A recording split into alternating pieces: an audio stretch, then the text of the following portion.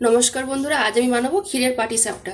ক্ষীরের পাটিসাপটার জন্য দেখুন একটা ডো তৈরি করে নিয়েছি। ডোটার মধ্যে সুজি, ময়দা আর চালের গুঁড়ো পরিমাণ মতো দিয়ে একটা ডো তৈরি করে নিয়েছি। এদিকে আমি ক্ষীর নিয়েছি, ক্ষীরের মধ্যে এলাচ গুঁড়ো দিয়ে দিয়েছি। এর মধ্যে কিছুটা কুড়োনো নারকেল কুড়োনো দিয়ে দেবো, আর খেজুরের গুড় একটু গেটাতে কুড়ে দেবো।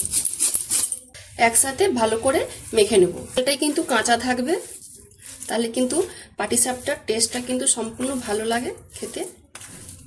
তাওয়াটার মধ্যে একটু তেল ব্রাশ করে নিয়েছি, দিয়ে ব্যাটারটা এক ডাব্বো দিয়ে দেবো। দিয়ে চামচের পিছন দিয়ে হালকাভাবে গোল গোল রাউন্ড শেপে তৈরি করে নেব।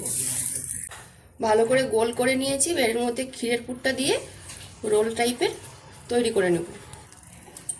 এইভাবে রোল করে নেব।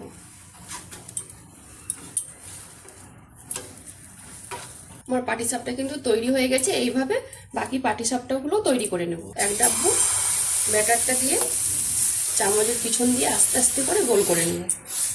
গোল শেপ করে নিয়েছি, এর মধ্যে ক্ষীরের পুরটা দিয়ে দেব। আমার আরও একটা ক্ষীরের পাটিসাপটা তৈরি হয়ে গেছে। তাওয়ার মধ্যে একটু তেল ব্রাশ করে নেব। এক ডাব্বু ব্যাটারটা দিয়ে চামচের পিছন দিয়ে গোল শেপে তৈরি করে নেব। ক্ষীরের পুর দিয়ে রোল শেপে তৈরি করে নেব। পাটিসাপটা তৈরি হয়ে গেছে, জায়গাতে তুলে নেব। এইভাবে বাকিগুলো তৈরি করে নেব। ক্ষীরের পাটিসাপটা পিঠা সব তৈরি হয়ে গেছে। এই ক্ষীরের পাটিসাপটা পিঠা কিন্তু খেতে সত্যি অসাধারণ লাগে।